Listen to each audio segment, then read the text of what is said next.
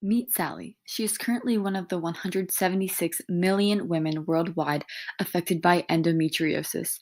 In fact, it is so common that it impacts 1 in 10 women during their reproductive years. But what is endometriosis? This word is derived from endometrium, which is the term for the mucous membrane lining of the uterus. This membrane thickens during the menstrual cycle in preparation for possible implantation of an embryo.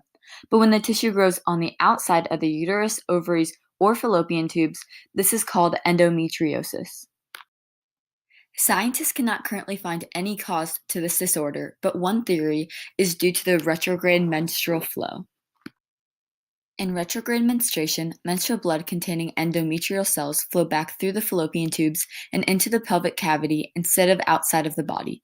This then triggers the buildup of endometriosis. In Sally's instance, though, she inherited the disorder from her mother.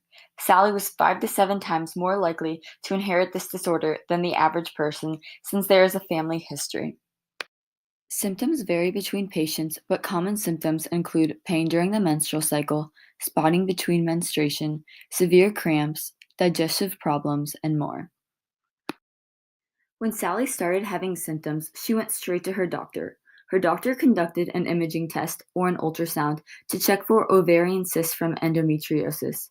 Her doctor could have also conducted a pelvic exam or an MRI to find out if Sally had the disorder.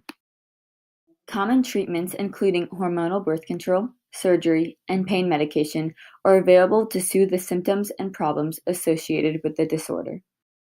The Mirena intrauterine device is increasingly being used to treat women with endometriosis.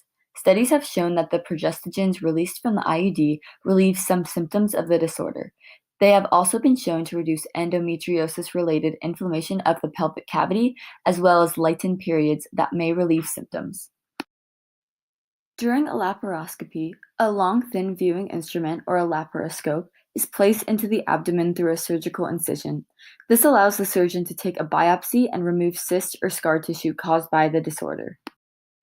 Many women with endometriosis experience reduced fertility. When the disorder causes ovarian cysts, which may interfere with ovulation, or endometrial scar tissue blocks the fallopian tubes, the chances of fertility or conception decreases.